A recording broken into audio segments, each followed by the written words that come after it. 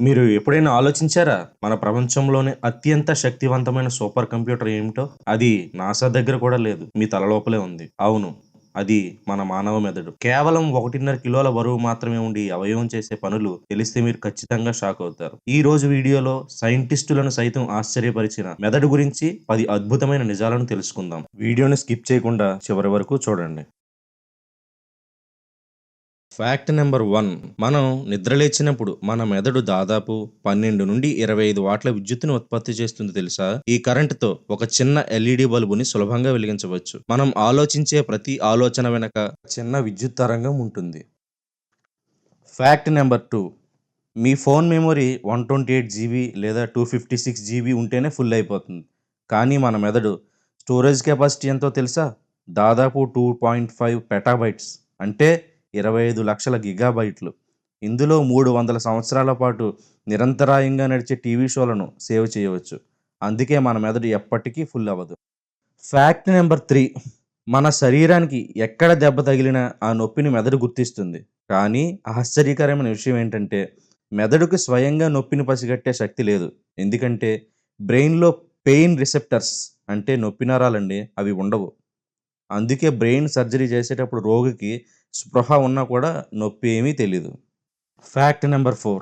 మన మెదడు చూడడానికి గట్టిగా అనిపించినా అందులో 75% కేవలం నీరు మాత్రమే ఉంటుంది.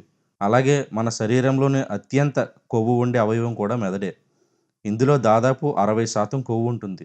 అందుకే మనం డీహైడ్రేట్ అయితే మొదట మన ఆలోచన శక్తి తగ్గిపోతుంది. Fact number 5. మన మెదడులోని న్యూరాన్లు సమాచారాన్ని గంటకి 400 కిలోమీటర్ల వేగంతో ప్రయాణింపజేస్తాయి. ఇది బుల్లెట్ ట్రైన్ కంటే వేగంగా అన్నమాట. మీరు ఎప్పుడైనా గమనించారా? మన కాలు మీద చీమ గాని, దోమ గాని కుట్టగానే వెంటనే మన చెయ్యి అక్కడికి వెళుతుంది.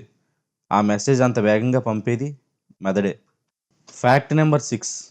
మన మెదడు మొత్తం శరీర బరువులో కేవలం 2% మాత్రమే ఉంటుంది.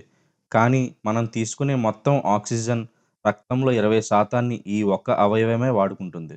కేవలం 5 నిమిషాల పాటు మెదడుకి ఆక్సిజన్ అందకపోతే బ్రెయిన్ డ్యామేజ్ అయిపోతుంది. Fact number 7. మనం పడుకున్నప్పుడు శరీరం మొత్తం విశ్రాంతి తీసుకుంటుంది.